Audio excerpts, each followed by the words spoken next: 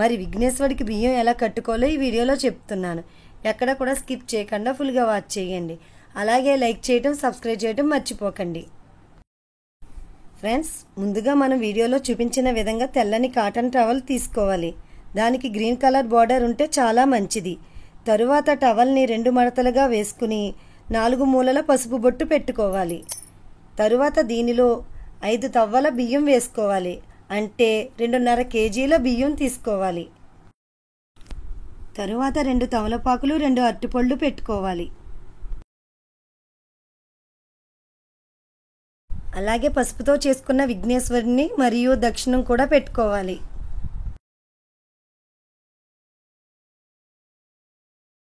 చిన్న బెల్లం ముక్క కూడా పెట్టుకుని అలాగే పసుపు, కుంకుమ, అక్షింతలు, గంధంతో తమలపాకుపై ఉంచుకున్న పసుపు వినాయకుడికి అమ్మ, డాడీ ఇద్దరు కూడా పూజ చేశారు.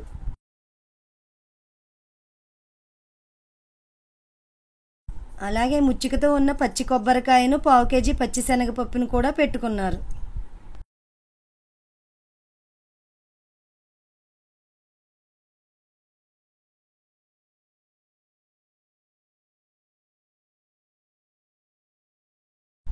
పక్క పొడిని కూడా పెట్టుకోవాలి.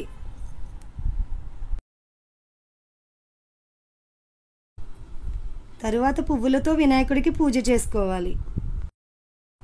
ఈ బియ్యాన్ని పెళ్ళైన 16 రోజుల లోపు ఒకరోజు మంచి రోజు చూసుకుని ఈ బియ్యం, కొబ్బరికాయ, పచ్చిశనగపప్పుతో కుడుములు చేసుకుని అందరికీ కూడా పంచిపెట్టుకుంటారు. చివరిగా వీడియోలో చూపించిన విధంగా బియ్యం మరియు పచ్చిశనగపప్పుని ఒక మూటగా కట్టుకోవాలి.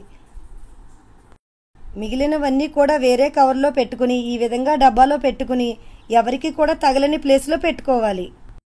ముడి వేసుకున్న తరువాత కూడా పసుపు కుంకుమతో బొట్టులు పెట్టుకోవాలి. మరి అయితే ఈ వీడియో మీకు నచ్చింది అనుకుంటున్నాను. నచ్చితే మీ ఫ్రెండ్స్కి, మీ రిలేటివ్స్కి షేర్ చేయండి. మరి నా నెక్స్ట్ వీడియోలో కలుద్దాం. Bye bye friends.